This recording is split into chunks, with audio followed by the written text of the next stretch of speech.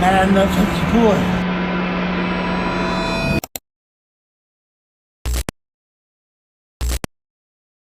Echoes call from hollow halls, a voice that creeps and softly crawls. Time stands still, the air is... It was February 2024. A 20-year-old mother from Alabama found herself among friends. She wanted to get back a stolen firearm, but unknown to her, these people had turned on her. They filmed as they attacked and humiliated her for several hours before tragically ending her life. The footage showed scenes so cruel that seasoned investigators called it deplorable and sickening. Today we'll explore the footage alongside even more chilling cases that threw federal agents off balance. Here are the 6 disturbing videos that terrified the FBI. Michaela Bali disappeared without a trace on April 12, 2016. The 16-year-old had told friends at the Sacred Heart High School that she wanted to travel to Regina by bus for a vacation. She was seen exiting the school, and security cameras captured her at other places before she suddenly vanished. Her disappearance is still unsolved and continues to baffle investigators. Born July 2, 1999, she was born as Michaela Margaret Kim Niebergall. Michaela grew up in Yorkton, Saskatchewan, with her mom Paula Marie Bali, maternal grandmother, aunt, and siblings. She adopted the Bali last name in November 2015, 7 months before her disappearance. Michaela was like any other girl her age. She was not known for disappearing unannounced. Her mother even said she wasn't someone who was obsessed with taking risks. Instead, she was quiet and shy. Friends from school said Michaela cared and paid attention to people's needs. Some days before her disappearance, Michaela reportedly told friends about places she intended to visit. When friends wondered how she would fund the trips, she told them she had saved 5,000 Canadian dollars in her bank account, but an investigation revealed she had no such money, at least not in the bank. Things unraveled quickly, a day before she disappeared. That day, she interacted with many friends, telling them she needed help because she was unhappy about something. Michaela also interacted with the bank several times and sent $25 to her account. One of her friends said she requested a ride through a text message. She wanted help to the local TD bank the next morning. By morning, Michaela texted the same friend for a lift to the bank, but this was around 6:41 a.m. when banks weren't open yet, so the friend declined. To everybody else, it was just a typical Tuesday morning. Her mom got ready for work at the Ministry of Social Services of the Government of Saskatchewan, where she was a consultant. Michaela also prepared for school and arrived around 8:15 a.m. with her grandmother. No one suspected anything. However, when her grandmother arrived to pick her up from school, she was shocked to find out that Michaela had not been in school that day. She informed her mother, Paula, and the two went in search of Michaela before reporting to the police. On April 14, the Yorkton RCMP, who were in charge of the case, appealed to the public for help regarding her location. People stepped forward with different details, but none were enough to locate Michaela. The RCMP transferred the case to the General Investigations Sections, the major unit of investigators in charge of major crimes. What followed was a widespread search of Alberta, Saskatchewan, and Manitoba. They collected witness testimonies and scoured through hundreds of surveillance videos, which revealed her movement since arriving at school with her grandmother. At 8:21, she was seen on CCTV, putting a binder in her locker, and by 8:30 she left through the entrance at the back. Next, a surveillance camera captured her walking by the railroad tracks. She had traveled southeast and entered a pawn shop by 8:40 a.m. The clerk at the shop said Michaela left barely 10 minutes after trying to sell a silver ring, which the clerk didn't show interest in because of the ring's low value. After trying unsuccessfully to pawn a silver ring, she went straight to the bank where she withdrew $55 from her account. Michaela traveled east on Broadway Street until she came to a Tim Hortons/Wendy's restaurant. There, she bought a drink, sat at the table, and things became stranger. First, she dismantled her phone like someone would if they didn't want to be tracked. But then, she assembled again and exited the restaurant after 15 minutes. But she entered the same restaurant again and exited through a different entrance. For 25 minutes, Michaela remained in the area, walking around as various cameras picked her up. She ended up at the same restaurant she had visited earlier, and this time around, she sat at another table, making calls and sending text messages. One of the messages sent to a friend contained the text, "Hey, I need help." However, she followed it up with another one, saying, "Never mind, I figured it out." Michaela would later exit and re-enter the restaurant another time, use her telephone, and have a conversation with a woman at the restaurant. The woman said she requested help renting a hotel room and that she declined. After leaving the restaurant for the last time, She was seen again on Broadway Street walking west. A bus depot employee reported seeing Michaela ask about the next bus to Regina. She left without buying a ticket after learning that the next bus would arrive at 5 p.m. At that point, she sent a message to a friend in school saying, "I'll see you at lunch." She entered school a minute before noon and told 2 students about her plans to go to Regina by bus. Michaela left school 3 minutes later and visited a restaurant where she ate lunch. Eyewitnesses said she left after about 1 hour at the restaurant. This was between 1 and 1:45 p.m. No one reported seeing her after that, and she was not captured on any CCTV camera. Investigations also revealed that she didn't get on a bus and was not seen online. Her phone was turned off the next morning at 6:51 a.m. Michaela didn't use her bank account and could not have traveled by plane since she didn't have a passport.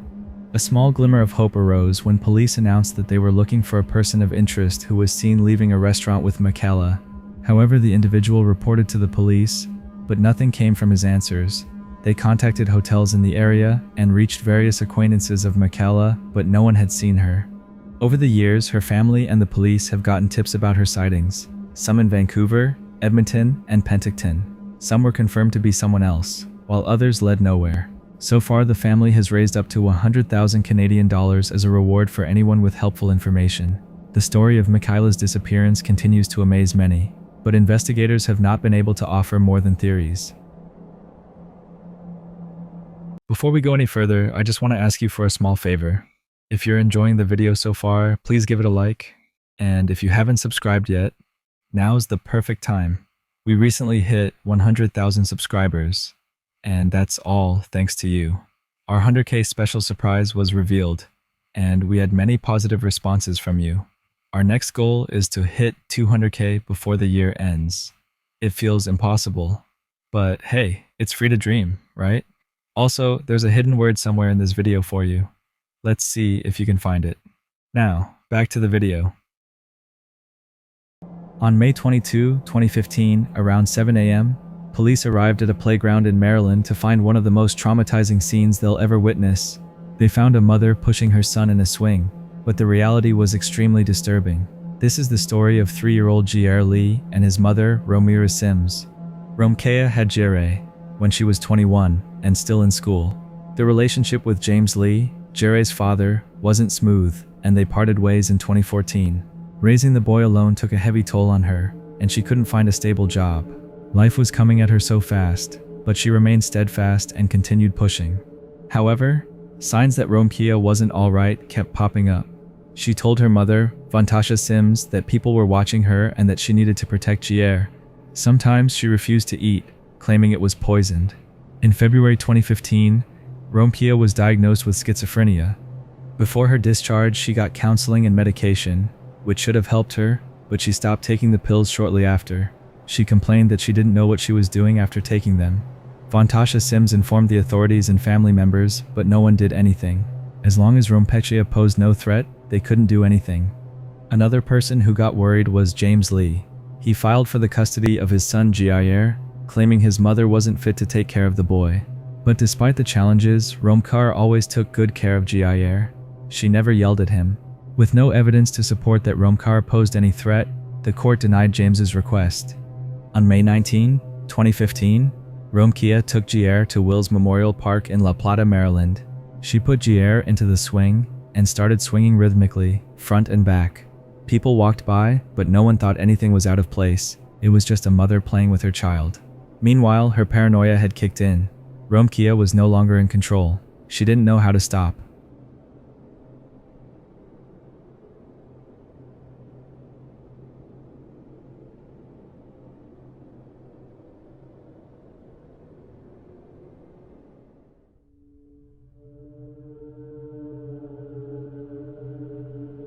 Someone who had seen them on the first day passed by again and instantly remembered seeing them earlier. Strangely, they were wearing the same clothes, in the same spot, and doing the same thing. So they dialed 911. When police arrived, Romkea was still swinging. This same back and forth motion had gone on for 2 days without food, shelter, or rest. She didn't even know the police were around. She kept pushing until an officer stopped her. Then she collapsed. Romkea was transported to a nearby hospital where her psychological state was evaluated. An autopsy revealed that Jair had passed out from dehydration and hypothermia. They said the boy must have died within the first 12 hours of reaching the playground. And even after this, Romeka kept pushing, unaware of what was going on. After evaluation, psychiatrists said Romeka was in a psychotic state, detached from reality. She still believed that she was taking care of the boy and couldn't recognize the danger she put him in. Basically, she didn't kill him because she was evil. She just did not know what she was doing. A court battle followed. One part argued that Romeka was responsible for the death because she failed to take her medication. The other part argued that this woman was failed by the institution supposed to protect her. The court and health workers had the opportunity to step in and prevent the tragedy, but they didn't. The public was divided along the same lines. Some even blamed those who walked by without looking closely at the mother and child. In the end, the court ruled that she wasn't criminally responsible. She'd be going to a psychiatric facility, not a prison. Do you agree with the verdict? What should the government and we as a people do to prevent a repeat of this tragic incident? Do let us know in the comments. November 4, 2015, in Sharpstown, Houston, Shelby Thornberg's boyfriend got a strange feeling when he kept calling and texting her without response, so he informed the Houston Police Department and rushed home to check on her. When he reached, he was devastated to find an unresponsive Shelby Thornberg. When police arrived, they found the naked and lifeless body of the 20-year-old on a small bed beside the living room sofa. Across her neck was a large wound, which must have caused her to lose a lot of blood. Her hands and shoulders had minor bruises and wounds, while her underwear was on the floor, suggesting a struggle with a sexual predator. Born to her parents, Robert and Leslie Thornberg, on August 18, 1995, Shelby started life in Wise County, Texas. She was the youngest of her parents' two daughters, and her elder sister was Christina. The two girls did not have a smooth childhood. Their father was in and out of prison and was never there for them. The mother couldn't cope with the pressure of raising two daughters on her own, and turned to alcohol and illicit substances, which made her lose custody of Christina and Shelby. They ended up in foster homes, but when their father came out of prison, he abused them and rented them out. This tough childhood made the two girls the best of friends. They understood from an early age that they had to be there for each other. Shelby wanted to be a model, but this dream was looking unlikely after her depression, and the resulting eating pattern made her gain weight. But she was determined to get back on track. She started going to the gym and eating right. In 2 years, she had transformed her life remarkably. Along the way, she found her boyfriend, Marcus Dwayne Johnson, and moved to the Conquistador Apartments in Sharpstown, Houston. At least, that was what everyone thought at the time. Shelby still needed a lot of money to complete her transformation, and Marcus provided a way out. He partly funded the Conquistador apartment, and the two weren't lovers. Instead, they had a little arrangement through which each person got what they wanted. Well, to start with, not knowing what was really going on behind closed doors, I had an assumption that that was actually her boyfriend because of the way she talks about him. But come to find out, after talking to these girls after Shelby was killed, she wasn't nothing more than a piece of money to him. Marcus knew people who needed the services of female escorts. He would introduce them to Shelby and take a cut from the pay. In fact, the Conquistador apartment was a part of their little business dealings. Sometimes Shelby brought clients to the place. Shelby contemplated leaving the arrangement in 2014, but it wasn't as straightforward as that. That year, the police arrested her twice for prostitution charges. This was when her sister and other family members knew about what was really going on. They were shocked and a little disappointed. However, no matter how much Shelby tried, she was already too deep in the industry, and leaving it would take a while. So this went on until that unfortunate event on the night of November 4, 2015. The circumstances surrounding Shelby's death suggested the culprit must have been a client, so they turned to Marcus, who had a verified alibi and couldn't offer any information on the person responsible. Detectives combed through the apartment, and strangely, they found no fingerprints or bodily fluid. This could only mean one thing. The attack was planned, and the assailant put effort into ensuring no clues were left behind. The only DNA left at the scene did not match with anyone. Police were left with only one piece of evidence.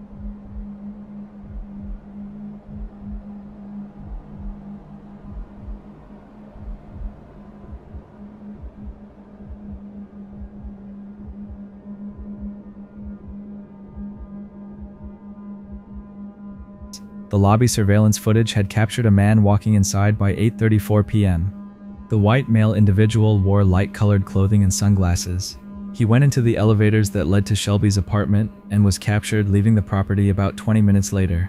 After analyzing the footage carefully, it became clear that apart from the sunglasses, which looked weird at that time of the day, he hid his left hand in his pocket and failed to make eye contact with anyone as he left. Police got more information about the attacker on Shelby's phone. They met each other that day on a website called Backpage and arranged a meeting. Shelby's aunt messaged her around 8 p.m., but she told her she was meeting a client and couldn't talk. 6 minutes later, the client informed Shelby that he was 20 minutes away, and she replied okay. By 8:33, he sent "Hey, I'm here," and the next minute, he was seen on CCTV entering the lobby towards the elevators. The footage showed him looking at his phone as he walked across. Shelby sent a text to Marcus with the word "good." Marcus told police that this was their way of knowing whether she was okay with the client. The client murdered her and left the apartment shortly after. Therefore, Marcus could no longer reach her. When police checked the killer's number, they discovered he had only bought it that day and had not used a credit card that would leave his information. He also turned it off and possibly destroyed it shortly after the crime. Police had nothing from the number. However, they found something else. The assailant had been searching for other people in the area. The killer was someone who planned the crime meticulously, and the manner with which they carried it out suggests this may not be their first. Shelby may have lost her life to a serial killer, and the motive does not look personal. Sadly, detectives have not been able to find the killer. Many theories have been formulated. Shelby's sister, Christina, believed she may have become an informant for the police after her arrest. If this were the case, it would have made her a target for many who wanted to conceal their identity, especially after police arrested people for prostitution-related charges a month after her death. Shelby had said that she was working with a lawyer to get that charge dropped. My speculation was that she was working with the police and ratting out other rings around her, because right before Shelby was killed, there was a big prostitution ring that was busted in her area.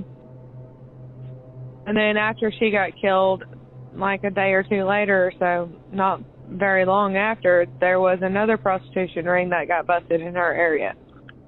Christina also found some items that should have been collected by the police as evidence while cleaning the apartment. One of them was the hallway doormat, which had bloodstains, but when she approached the police, they turned her away, saying it was too late. Yeah, but then Paul Holes and them offered to pay for that, and they denied that. They didn't accept. So Paul Holes offered to pay to do more DNA testing, and Houston PD said no? Yeah. Shelby had to endure an arduous journey, and just as she was about to turn it all around, this horrific incident didn't give her a chance. They've put up a $5,000 reward. Hopefully, someone will come forward with helpful information someday. In December 2021, a violent argument broke out between a couple, which led to the devastating death of one of them. Patricia Birmingham was born on December 11, 1972 in Orlando, Florida. She was an intelligent and independent woman who wasn't afraid of chasing whatever dreams she had. From her youth, it was apparent that she could achieve anything she put her mind to. She didn't have any problem with her academics. Patricia got good grades and was outstanding in her various extracurricular activities. As a Girl Scout in school, she was awarded for being the top salesperson after a project that saw her sell baked snacks. After her high school days, she became a cardiovascular technologist. Then she started working at a hospital in Savannah, Georgia. This was where she became certified, and she moved to Texas afterwards. After some time, she met a man named Kerry, and they started dating. Kerry already had 2 children from his previous marriage, but they got along with Patricia. Kerry and Patricia got married and had a child together. Patricia no longer wanted to work in the medical field, but continued doing so as she prepared for another career. She went back to school and got a degree in business administration in 2023. The entire family moved to Houston from Texas. Around the COVID period, Patricia again switched careers, choosing real estate. It didn't take long for her to conquer that line, becoming a sought-after estate agent in Houston. However, she could not replicate the same success and happiness in her marital life. Things weren't going smoothly behind the curtains. Her husband, Kerry, couldn't provide the financial support Patricia expected. He also had issues that prevented him from satisfying his wife in bed. So Patricia started cheating on him with another man. She planned to move in with the new man in a different location with their daughter, Olivia. In 2021, when Patricia was 48 years old and Kerry was 60, Carey got wind of the affair, but he wasn't sure if it was the truth, so he waited to find out more about the situation. In December of that year, the couple hosted some friends at their house. When one of the friends called Carey aside, they told Carey again about Patricia's affairs. According to the friend, Patricia was having an affair with someone abroad and planned to move away with their daughter Olivia. The following morning, after the friends left, Carey waited for Olivia to leave for school before confronting his wife. Patricia did not deny the allegations, but this did nothing to defuse the situation. They got into a fierce argument, with each one hurling insults at the other party. As this was going on, Patricia brought out her phone to record the exchange. Patricia revealed why she was leaving Carey. She revealed that she couldn't remain in the relationship with his inability to satisfy her needs financially and sexually. Again, this did not calm the situation. Instead, it enraged Carey, who went inside to retrieve his shotgun. Patricia switched from a voice to a video recorder. Despite informing her husband that she was filming, he didn't care. The argument lasted over 30 minutes, and the atmosphere was charged. Then, Carey did this. He fired the weapon 3 times, ending Patricia's life on the spot. It was horrific. You really want this on video? I'll pull it. I'm mad enough to pull it. Okay. Alright, goodbye, Breeze. Nice to know you. Neighbors contacted the police, and they arrested Carey. With advice from his lawyer, Carey pleaded guilty to the murder of Patricia. His lawyers were able to prove to the court that this was not a planned murder, but one that just came about due to the events of the day. Their daughter testified that her father had not been abusive before that day. Despite the upsetting nature of the attack, Carey was sentenced by an all-female jury to 10 years in prison with the possibility of parole after 5. We'd love to know what you think about this one. Patricia's sister has said the family and prosecutors were shocked at the judgment. Do you think justice was served here? In October 2013, some days before Halloween, a high school student went missing in Danvers, Massachusetts. As expected, everyone started looking for him, but no one, not even seasoned investigators, expected the gory scene it led them to.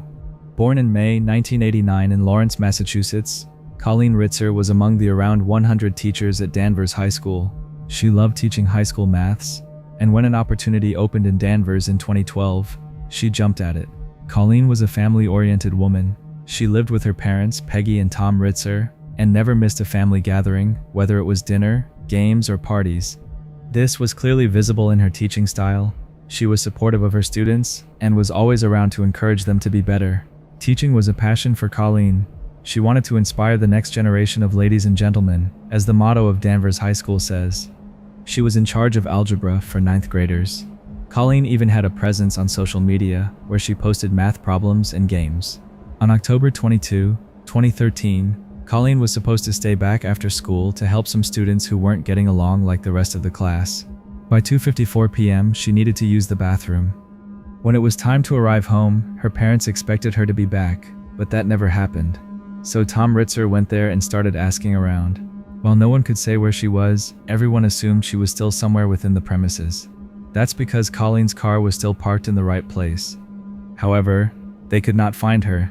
Despite checking all the places she could be, her line would not connect. Massive alarm bells, so they reported her missing to the police, and the search kicked off. Meanwhile, someone else was missing. 14-year-old Philip Chisum had not gotten home at the regular time, and his parents also launched a search for him. He was supposed to be at soccer practice earlier, but the coach shrugged it off when he didn't show up. Chisum was under a lot of stress when he started at Danvers. He had lost his entire support system. He was away from his best friend. He had lost the Carter family. He had lost his soccer coach. He had lost all the support of a close-knit community in Clarksville, Tennessee. The whole school didn't know much about Philip then because he had joined them only 2 months before.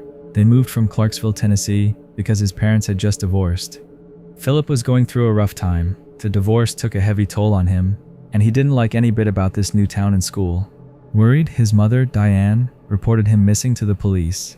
After tracking his cell phone, they noticed he visited a local cinema. And he came to Danvers, where he knew practically no one, and had to start as a freshman in high school and deal with all the social, economic, social, emotional demands of being a young teen starting high school. The real work of this case is to figure out the terrible landscape of a young boy's mind. Later, the officers learned that Colleen and Philip had been in the same class together that afternoon, so they checked surveillance videos to see what happened between them. A footage showed Philip arriving a few seconds after Colleen as she went to the bathroom. A student came after about 10 minutes, but quickly turned around after seeing someone naked.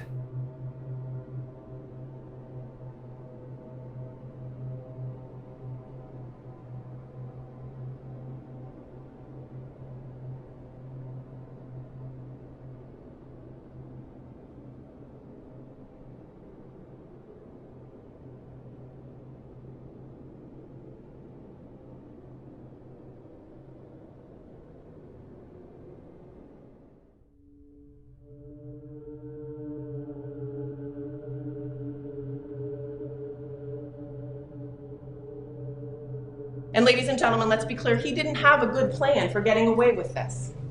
He's 14 years old. We agree with that. Not a lot of long-term thinking, and he had accomplished already the one thing he really wanted to accomplish in those woods. I am not going to stand here and tell you there is nothing wrong with Philip Chisum. How could I? After a while, Philip left the bathroom and returned with a bin. The same footage showed him appearing with the bin, and other cameras captured Philip going into the woods. He went to the bathroom some more time before walking away, until he was picked up.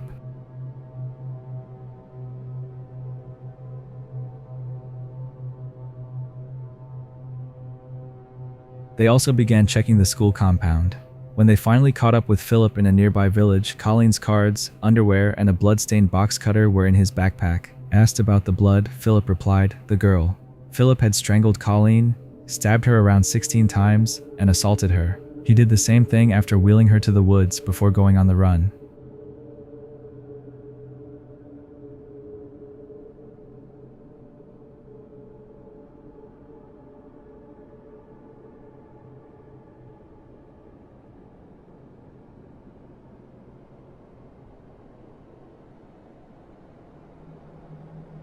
But I am going to submit that there is overwhelming evidence in this case beyond any reasonable doubt that Philip Chisum was not suffering from a mental disease or defect on October 22nd of 2013.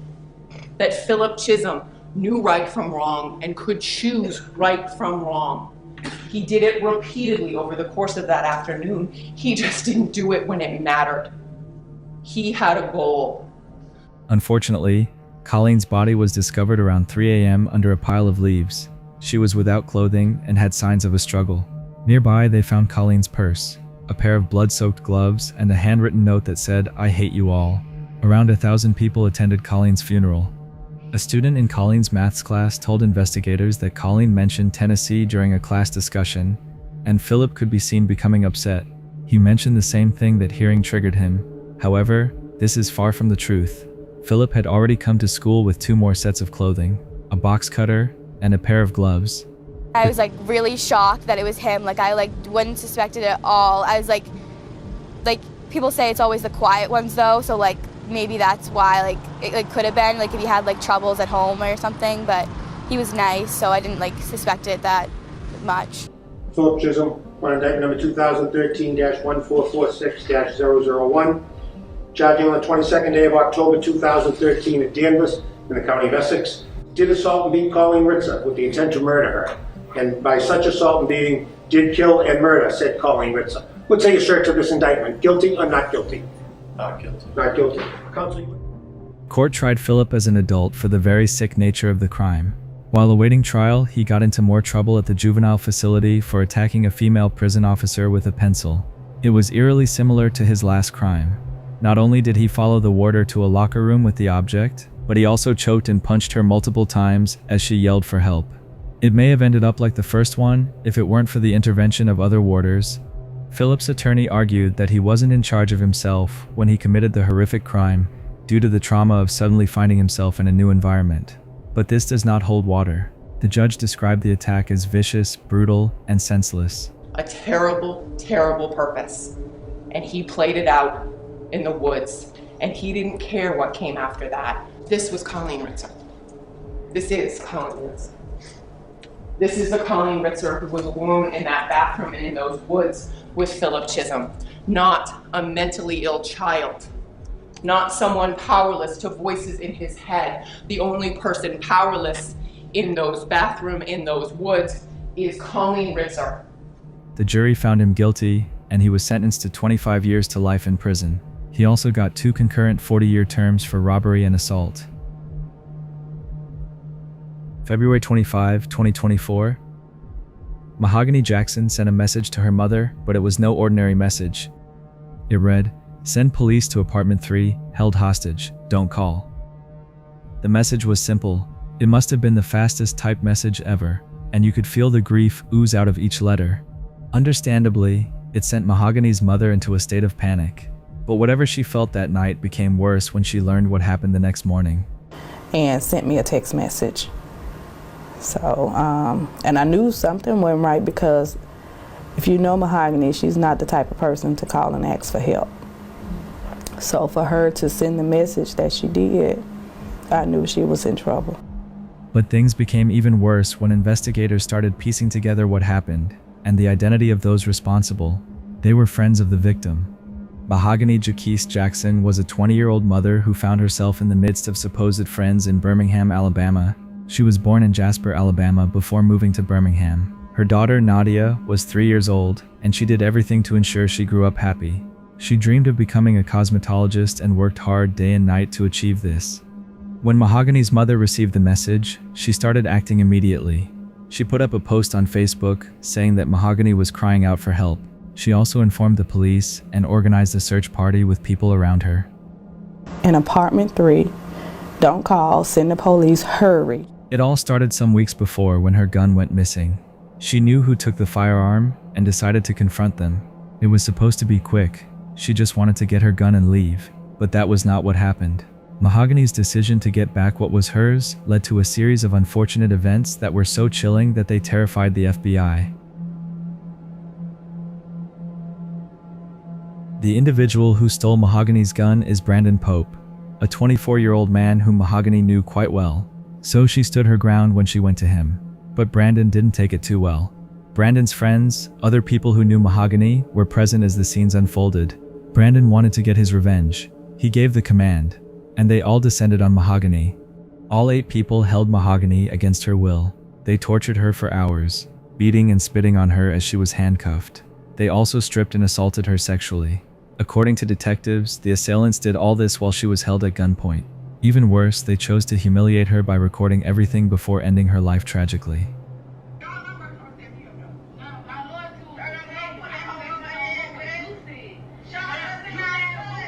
Then she trying to explain to him, bro. She was scared, bro. I wish I could have helped her, bro.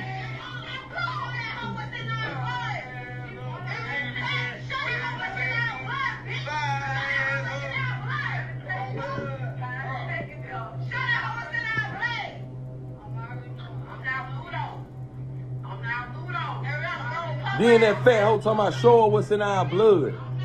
My child was 120 pounds, soaking wet. But 8 people, that's too much. I don't wish this feeling, I don't wish this hurt, this anger, I don't wish any of this on anybody. You know, not even my worst enemy. I don't wish this on the mothers of the people that did this to my child. Nobody wins in this situation. Nobody. By 2:04 a.m. the next morning, a 911 call reported seeing a body by 17th Street, 1700 block, Southwest Laurel Avenue. The body of an adult female was seen close to an illegal dumping ground in Southwest Birmingham. It was carefully placed under a mattress, unresponsive, and the scene was the most disturbing one ever recorded in Birmingham. It was later confirmed to be Mahogany Jackson, and she was pronounced dead at the scene. However, everything looked strange and out of place. The body had a gunshot wound, even though the people who lived nearby didn't hear the sound. It became clear that the body had been moved to the spot, but no one saw the vehicle or the people responsible. The missing person case was officially upgraded to a homicide. That morning, Mahogany's mother received the tragic news and made a Facebook post about it. Investigators swung into action, and they started with the messages from Mahogany. It contained a pinned location, which led to an apartment at Serenity Apartments in Birmingham. When contacted by police, the owner of the apartment, one of the so-called friends who murdered her, said she left at 2 a.m. But police already knew this was false. That's because police already knew what happened from a video taken at the scene.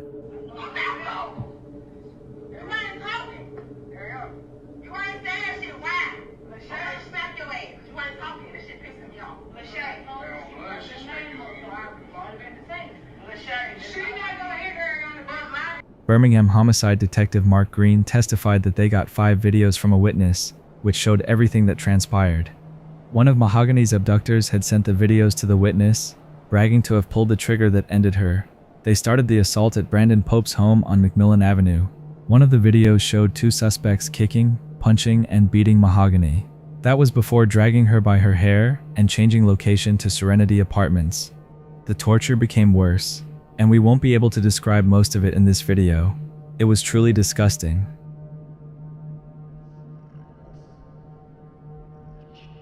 Officials and investigators called it horrific multiple times. Mahogany was forced to do unimaginable things with a firearm pointed at her. They shot her after discovering that she sent out a message for help. After a couple of days, police arrested 8 people in connection with the murder. One of them was 26-year-old Taja Lewis, who broke into an apartment to hide from the officials.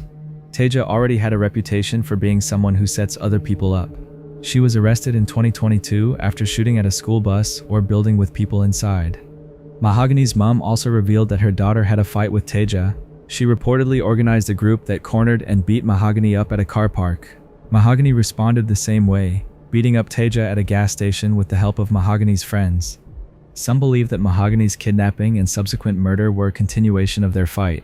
However, there is no doubt that the two had a history. Another person, 25-year-old Francis Harris, believed to have taken the kill shot, was taken into custody.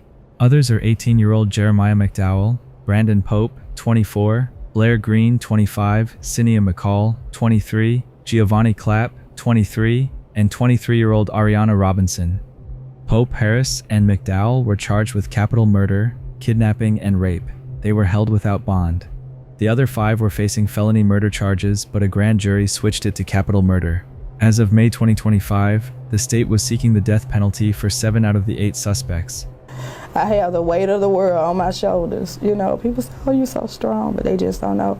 There are sometimes when I say, you know, Lord, I just can't do this no more. I can't get up. I just can't do nothing. I don't want to do anything today. I just, you know, sometimes I don't even want to be, you know. And I think about the fact that if I don't speak up for my daughter, nobody is going to, because I am all she has. I was all she had when she was here, and I'm still all she has right now.